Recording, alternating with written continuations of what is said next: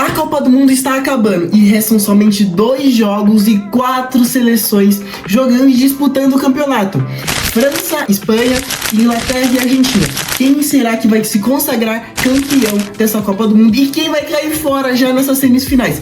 Eu sou o VNC Futebol e eu vou fazer uma análise totalmente crítica e imparcial para ver quem que pode se surpreender para chegar até a final. Então acompanha comigo. Para começar, vamos pegar um pouquinho sobre França e Espanha. A França que tem uma seleção muito experiente, passando por 2 finais de Copas consecutivas e uma delas sendo campeão e fazendo talvez um dos melhores jogos de Copa do Mundo, que foi aquele 3-3 contra a Argentina. Desde já, o protagonista é quem? Kylian Mbappé, o melhor jogador na Copa do Mundo atualmente disputando, que vai enfrentar uma geração da Espanha que é muito nova. Tá? Então a gente vai ver um enfrentamento de Lamine Yamal contra o Mbappé, que é um grande confronto, assim, na minha opinião. O Mbappé que vem jogando uma Copa extraordinária, fazendo diversos gols, só não está à frente em número de gols do que o Messi, mas também é o Messi, pô.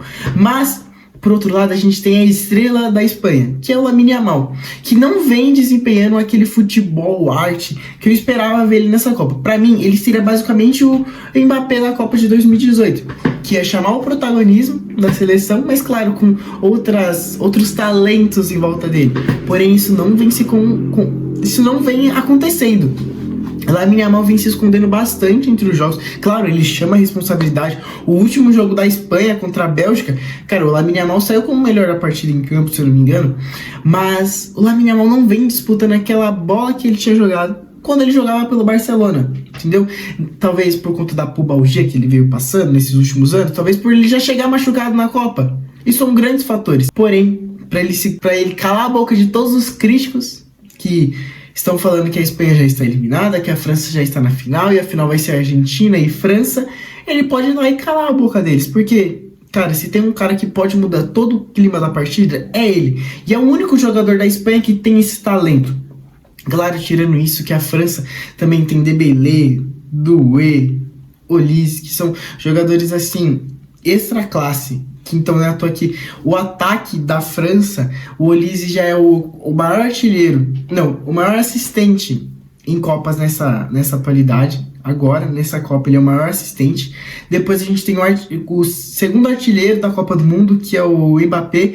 Do outro lado, nós temos o Dembélé, que tem quase a mesma quantidade de gols do Mbappé, e tem o Doué do outro lado que tem um golzinho. Ou seja, todo o ataque da França tem pelo menos um golzinho nessa Copa. Isso pode ser um grande fator que pode levar e desencadear a França a chegar na final. O meu palpite é que talvez a França consiga desempenhar bem o futebol. Ela vai ficar atacando, porém, como aconteceu na Euro, eu acho que a Espanha pode passar e chegar depois de muito tempo em outra final de Copa do Mundo. Se eu não me engano, desde 2010 que a Espanha não se encontra em uma final de Copa do Mundo. A Espanha chega forte, eu acho, para esse jogo, e ela chega muito desacreditada, porque a França vem fazendo uma baita Copa do Mundo. Porém, eu acho que a Espanha passa. Por outro lado, a gente tem o outro jogo da outra chave, que é a Inglaterra e a Argentina, que eu gostaria muito que fosse Brasil contra a Argentina, mas infelizmente não é, então vamos ter que torcer para os ingleses neste momento. Vamos falar um pouquinho sobre os jogadores principais. Da Argentina eu vejo como 2, Julián Álvares e Lionel Messi. Julián Álvares, que joga no Atlético de Madrid, não vem fazendo aquela temporada absurda que nem ele fazia no City, né? Mas jogando muito mais jogos nesse jogo do Atlético de Madrid. Agora o Messi é o Messi, pô, não tem o que falar. O cara é o artilheiro da Copa, o cara talvez é um dos melhores jogadores da Copa, tá? Isso é sem dúvidas. Porém que chega um pouquinho velho. Pouquinho não, muito velho. Então, o que a gente pode pensar de Lionel Messi nesse exato momento? É que, cara, se ele tiver uma chance, ele vai fazer o gol, e a gente tem esse discernimento. Agora vamos olhar um pouquinho pro lado da Inglaterra, que tem Harry Kane e Bellingham. Bellingham que chegou como os melhores jogadores dessa Copa nessa fase de mata-mata, que muita gente olhava só pro Kane na Inglaterra, ou olhava para ninguém na Inglaterra que podia trazer um grande perigo. Porém, eu acho que o Bellingham consegue alcançar esse patamar, e estando perto de Mbappé, Messi e ele. Tá os 3 como os melhores jogadores da Copa. Atualmente a gente está na fase de semifinal, falta apenas 2 jogos e depois tem a final. E talvez o Bellingham chegue como um dos melhores jogadores da Copa na final, talvez.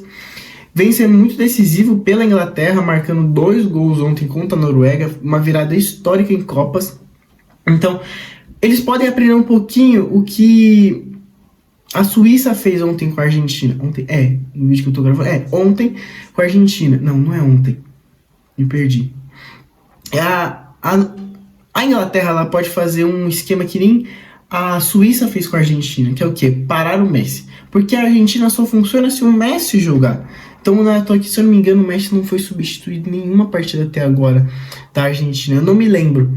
Então, o Messi é o ponto de escape da Argentina. E ela só funciona por conta do Messi. Se pararem o Messi, eu acho que a Inglaterra vai passar sim, por conta de ter jogadores atuantes na Europa com mais frequências, com mais casca, né?